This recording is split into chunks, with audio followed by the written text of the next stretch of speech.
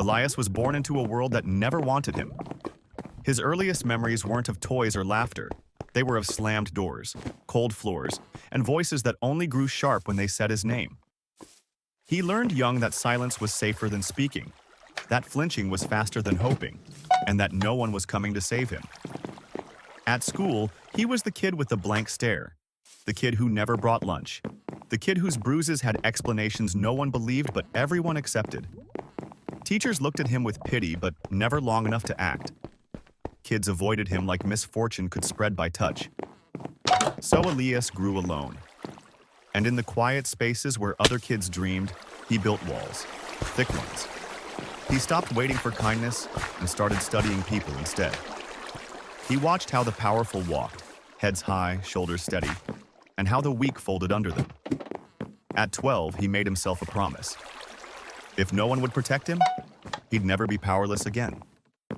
By 15, that promise hardened into something darker. He learned how words could wound deeper than fists, how fear could open doors love never could. He became sharp, calculating, a storm walking on two legs. People started whispering his name in hallways, not with pity, with caution. And Elias liked it. Every cruel laugh he delivered felt like taking back a piece of what the world stole from him. Every person he pushed down felt like lifting himself up. A villain, they called him. But they never saw the truth.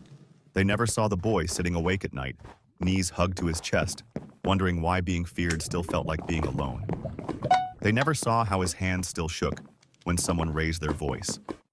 They never heard the voice in his head that whispered he was becoming exactly what hurt him. One day, when he stood over another kid he'd broken with words, he saw something familiar in the kid's eyes, his own reflection from years ago. It hit him like a punch. He had become the monster he used to hide from. But villains don't get redemption arcs, not in real life. They just keep walking. And so Elias did.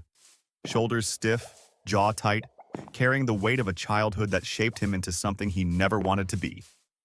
Not a hero, not even a survivor. Just a boy born in the dark who never found his way back to the light.